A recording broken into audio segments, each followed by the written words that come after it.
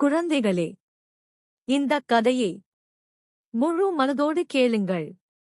ஒரு சிறிய கிராமத்தில் ராமன் என்ற ஒரு இளைஞன் வாழ்ந்தான். அவன் நல்ல மனசுள்ளவன். ஆனால் அவனுக்கு ஒரு பெரிய கெட்ட பழக்கம் இருந்தது. எதை செய்தாலும் யோசிக்காமல் உடனே முடிவு எடுத்து விடுவான். ஒரு நாள் அவன் வீட்டுக்கு அருகே ஒரு முதியவர் வந்தார். மகனே, இந்த பையை 1 மணி நேரம் பாதுகாத்துக் கொடு. நான் திரும்பி வருவேன் என்றார். ஆனால் ராமன் அந்த பையை பார்த்தவுடனே மனம் குலைந்தது.